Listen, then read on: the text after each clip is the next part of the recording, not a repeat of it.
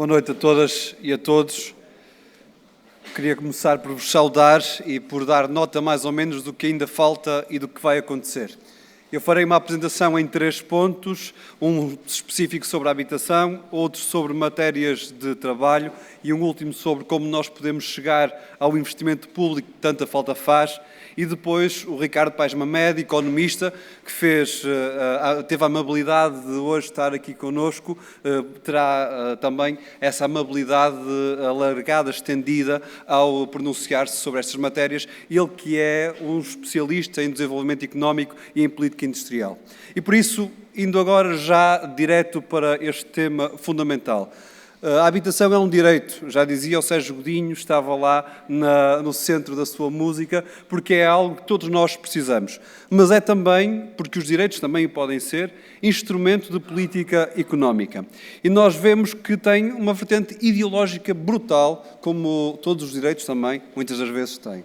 Ao longo dos últimos anos, dizem-nos sempre que não há mercado de arrendamento em Portugal, que ele é muito imberbe, que não tem grande saída. Mas quando nós perguntamos às pessoas se elas querem alugar uma casa a preços comportáveis, e neste caso, por exemplo, 300 euros para o salário médio em Portugal é um preço dentro dos padrões habituais, nós vemos que há muita gente que quer comprar casa, alugar casa nestas condições, mas há muito pouca oferta nestas condições para alugar casa.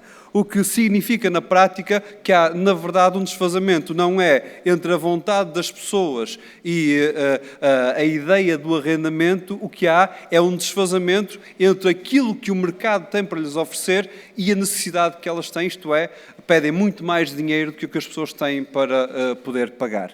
Agora, se nós compararmos Portugal com outros países europeus, vemos que em Portugal há, de facto, uma política ideológica no que toca à habitação. Em Portugal, se fomos todos, uma grande parte da população, atirados para a compra da casa, porque era preferível os bancos fazerem negócios através da venda de crédito imobiliário, enquanto em muitos outros países há muito investimento em aluguer, em arrendamento e até, muitas das vezes, esse investimento é público, o que é uma diferença brutal com a realidade que nós hoje temos. Se nós olharmos para o que aconteceu ao longo dos últimos anos, até vemos que, mais uma das vezes, aquela narrativa que nos querem colocar é falsa. Dizem-nos, nós até queríamos criar um mercado de arrendamento, até colocamos casas para arrendar, as pessoas é que não querem. Não, é falso. Houve um decréscimo das habitações disponíveis para arrendamento ao longo dos últimos anos. Pior, isto aconteceu no exato paralelo em que foi criada uma lei brutal de despejos, a lei das rendas do governo PSD-CDS, que serviu simplesmente para que os centros das nossas cidades fossem atacados pela especulação daqueles que queriam atirar fora os moradores, muitos deles mais antigos, com rendas mais baixas, para poder especular no mercado do arrendamento. Ora, então ficou provado que nem com esse ataque brutal da lei das rendas PSD-CDS houve uma alteração positiva para as pessoas na oferta do arrendamento. E o que nós vemos é que, na realidade, foi um efeito muito mais perverso.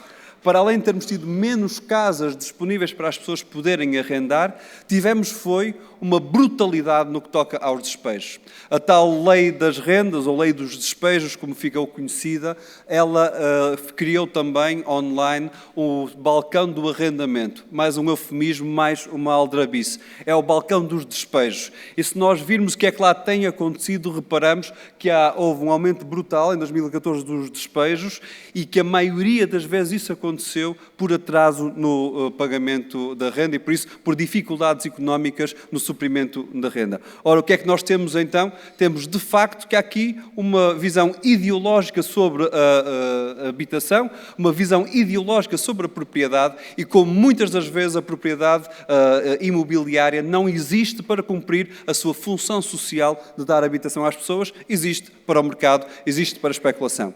Dúvidas houvesse, mais um gráfico que demonstra o investimento em nova construção, linha vermelha em cima, versus o investimento em reabilitação. Ora, todos nós percebemos que um país que tem mais de 500 mil de casas vazias, se calhar o que precisava não era de nova construção, mas de abrir essas casas às pessoas e de reabilitar particularmente os centros das cidades para as pessoas poderem lá viver. Vemos que mesmo nos momentos da crise, em que a especulação imobiliária, fruto da crise, teria diminuído, mesmo aí o investimento em nova construção foi maior do que o investimento em reabilitação, o que mostra bem, este gráfico é o gráfico da vitória da especulação imobiliária, como muitas das vezes era muito mais interessante arranjar mais um campo, mais um terreno, mais um favor numa câmara qualquer para poder ter nova construção do que reabilitar o património já existente e com isso ter uma política realmente de habitação, uma política de ordenamento do território e uma política que defendesse direito fundamental. Propostas do Bloco de Esquerda para esta matéria, em primeiro lugar, um programa público de reabilitação urbana, que tenha vários objetivos. Em primeiro lugar, que vá buscar dinheiro onde ele existe. E neste caso, para estas matérias, é o dinheiro comunitário que pode ser aqui utilizado e que é uma fonte importante também de investimento. Neste contexto, poderemos ter isto como uma vantagem adicional para reabilitar os centros das nossas cidades, trazer pessoas para uma maior vida nas nossas cidades, com uma garantia também que conseguimos trazê-los com uma maior qualidade de vida para essa habitação, particularmente atacando um dos flagelos do nosso país, que o Zé Guzmão já falou, que é o nosso desperdício energético e, por isso, ter também anexado a este programa de reabilitação urbana um programa de eficiência energética que traga o melhor dos dois mundos e, sim, é possível nós termos o melhor dos dois mundos, basta termos escolhas económicas e políticas que vão orientadas nesse sentido. Ter uma nova lei das rendas, acabar com a lei dos despejos e trabalhar para ter uma lei que promova o arrendamento como um direito, como acesso a um direito, como acesso à habitação. E essa é uma visão diferente do paradigma que tem sido feito pelo governo anterior e é nisso que estamos também agora a trabalhar num grupo de trabalho criado entre o Bloco de Esquerda, o PS e o governo do PS. Sobre esta matéria, a primeira prioridade que este grupo de trabalho está já a tratar prende-se com a renda apoiada, um regime que pretende dar acesso à habitação a quem tem menos recursos e, por isso, se percebe que é a prioridade e nós estamos convictos, confiantes, que até ao verão conseguimos ter uma alteração profunda desse regime, capaz de fazer o seu caminho na Assembleia e capaz de melhorar a vida das pessoas. Rever toda a lógica do crédito imobiliário. Garantir que um crédito à habitação não é uma prisão para a vida e que se as pessoas quiserem tomarem essa decisão, fruto das suas escolhas, de entregar a casa ao banco, não podem ficar depois continuadas reféns do seu crédito imobiliário. E por isso que se garanta que quem entrega a casa, entrega o crédito também e não vai ficar aqui, depois de entregar a casa, ainda a pagar a vida inteira o crédito imobiliário ao banco. Não é aceitável isso, nós não aceitamos que as pessoas fiquem reféns do seu crédito imobiliário. Aumentar o parque habitacional público, levando Portugal para o que é a média europeia e tendo aqui investimento público. Podemos ter, através da reabilitação, esse papel de transformação das cidades com o investimento público, com a aquisição ou a apropriação mediante acordo com os proprietários de imóveis nos centros das cidades e aí ter uma política pública de arrendamento. Identificar os fogos devolutos, aqueles imóveis, casas, apartamentos, que tendo uma função social, existem para ser habitados, para dar um teto, para dar um lar, dar uma casa às pessoas, não cumprem essa função social porque muitas das vezes estão fechados porque há um especulador qualquer, chame-se banco, chame-se fundo de investimento, chame-se fundo imobiliário, acha que é mais interessante ter aquela casa fechada à espera que ela valorize para depois vender ou para não baixar com um arrendamento mais baixo ou com uma venda a um preço mais baixo o preço daquela zona das cidades. Ora, para acabar com a especulação, obrigar a que os fogos devolutos, casas que não cumprem a sua função social porque estão vazias, paguem o IMI agravado como deveriam pagar e utilizar os instrumentos disponíveis através, por exemplo, das empresas de telecomunicações, através das empresas de água, muitas delas até debaixo da alçada dos Estados ou dos municípios, a utilizar isso para identificar quais são os fogos que estão devolutos, porque uma casa que não utiliza nem água nem luz, ou encontrou alguma forma de geração que ninguém conhece porque mais ninguém utiliza, ou então não vive lá mesmo ninguém e não cumpre a sua função social. Com estas propostas, damos à habitação, que é um direito, uma prioridade enquanto política pública, reconhecemos nessa política pública uma dimensão económica capaz de distribuir riqueza, valorizar o nosso património imobiliário e garantir o melhor equilíbrio energético do país. Mas sabemos que há ainda dívidas por cumprir no nosso país. A Troika atacou brutalmente os direitos dos trabalhadores e das trabalhadoras. Atacou no salário, atacou destruindo emprego. A destruição de emprego foi brutal, particularmente do emprego jovem. Não estou aqui a falar de taxa de desemprego, essa sabemos que está num valor exorbitante, mas de emprego que existia e foi destruído, ou porque as empresas fecharam, ou porque deslocalizaram, ou porque pura e simplesmente não conseguiram aguentar a austeridade dos tempos da Troika e do governo PST-CDS. E isso aconteceu fruto deliberado de uma política que tinha como objetivo emagrecer a economia e empobrecer o país. E, a par disso, retirar direitos a quem trabalhava. No salário, nos direitos laborais e na forma como nós olhamos para nós, enquanto trabalhadores e trabalhadoras, numa relação de trabalho com a nossa entidade patronal. A contratação coletiva decresceu o número de pessoas que era abrangido por ela brutalmente ao longo dos últimos anos. Esta é que é uma das reformas à la Troika. Uma destruição de direitos, uma bomba nuclear na economia que leva aos nossos direitos, atacando brutalmente a contratação coletiva, que é uma forma de nos proteger a todos de uma relação que, se for de um para um trabalhador para um patrão, o patrão tem sempre a faca e o queijo na mão, tem sempre mais direitos, tem sempre mais vantagens contra um trabalhador que está isolado nas suas relações sociais. E por isso, a lógica da contratação coletiva é aquela que defende os trabalhadores e não, por acaso, é aquela que é brutalmente atacada com as políticas de austeridade. Este gráfico, ou um muito similar a este, porque nós também não cedemos gráficos a quaisquer uns, é utilizado pelo IGCP para dizer o seguinte: invistam em Portugal, porque nós conseguimos em Portugal retirar direitos aos trabalhadores. Vejam, diminuiu brutalmente o número de trabalhadores debaixo da contratação coletiva e, com isso, eles farão menos greves, são menos reivindicativos e serão mais obedientes ao capital investido em Portugal. Ora, isto é ideológico e é, de facto, uma vertente essencial da política de austeridade seguida por PSD e por CDS. E, claro, isto tem efeitos no bolso das pessoas.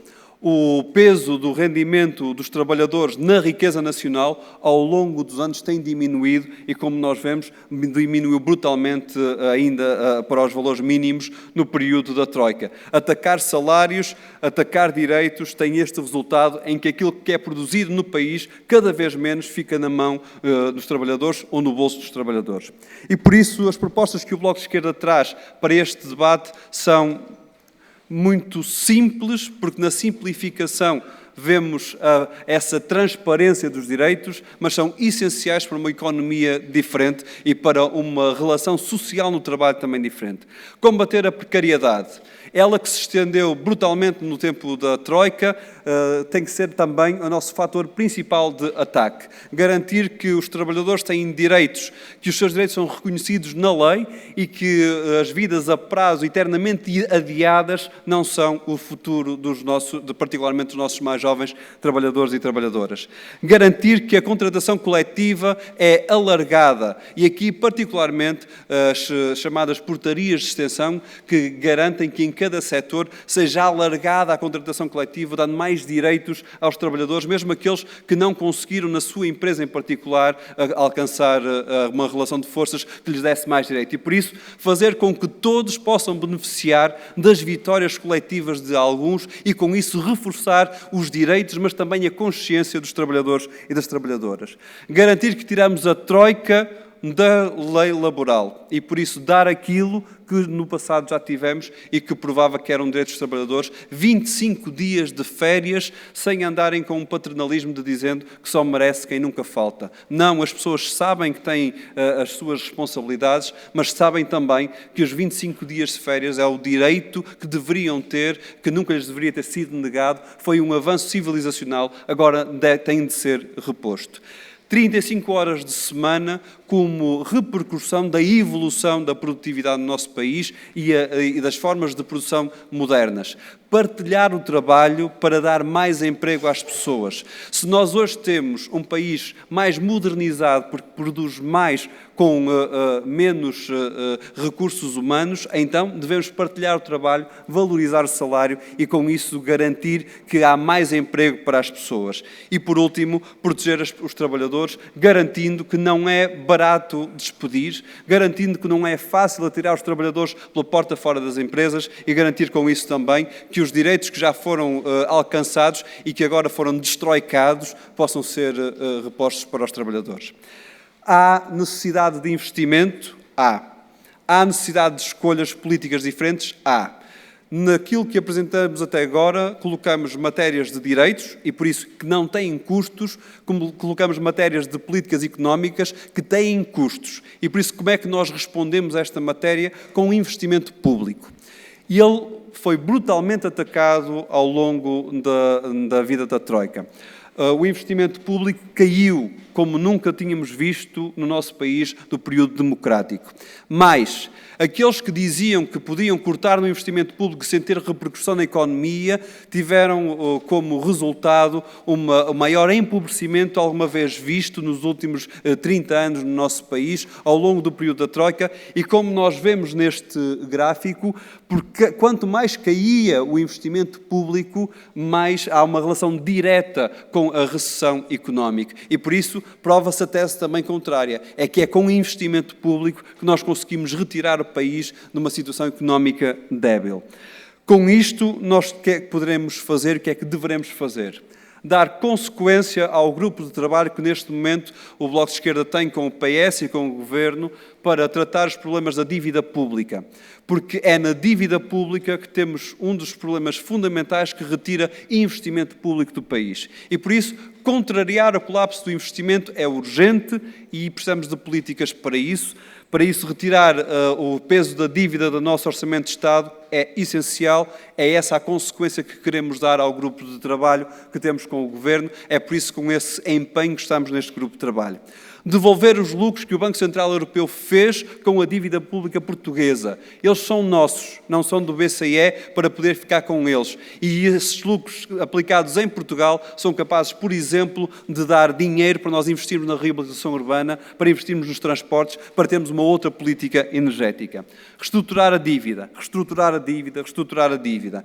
Nós temos uma dívida que serve mais para pagar àqueles que andaram a atacar-nos a nós, enquanto especuladores, do que serve do que o Orçamento de Estado para a saúde. Temos uns juros de dívida em 2016 maiores do que nós pagamos para a educação e, por isso, é nessa alteração que nós temos que fazer aquilo tão simples que foi feito tantas vezes no passado, que é reestruturar a dívida para garantir que deixa de ser um servidor do dinheiro público para o país e que é na vida das pessoas que está o verdadeiro fim das políticas públicas, na melhoria da vida das pessoas, da sua qualidade, na criação de emprego, no investimento público. Estas são as nossas propostas, é este o nosso programa de reformas que queremos apresentar para dar corpo àquilo que já foi iniciado pelo Governo. Como vos disse no início, vou passar a palavra ao Ricardo Paz Mamed. Ele fez a amabilidade cumpriu a amabilidade de estar hoje aqui connosco. Agradecemos essa amabilidade e estamos ávidos também para o poder ouvir sobre estas matérias, sobre aquelas também que ele será, com certeza, que nos poderá ajudar nesta reflexão. Muito obrigado.